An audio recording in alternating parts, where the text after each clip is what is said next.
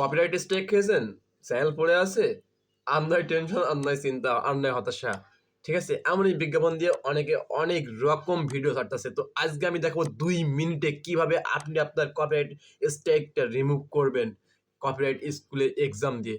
So এটা long করবো না ভিডিওটা, সবে ২ মিনিট, একটু ধৈর্য সহকারে দেখেন।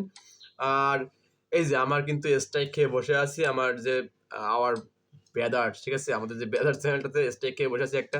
তো এই স্ট্রাইকটা কিভাবে তুলবো অ্যান্ড এই স্ট্রাইকটা আসলে যে স্ট্রাইক মারে তাকে আপনি আগেই মেইল করতে পারেন, রিকোয়েস্ট করতে পারেন। অবশ্যই সে তুলতেও পারে, নাও তুলতে পারে। তবে মনে করেন যে স্ট্রাইকটা মারছে সে কিন্তু তোলার জন্য মারে নাই। সে দিছে এবং স্ট্রাইক থাকবে। তো আপনি এটা কিভাবে রিমুভ করবেন? অ্যান্ড রিমুভ না করলে কিন্তু আপনি ভিডিও ছাড়তে গেলে অনেক প্রবলেম হবে।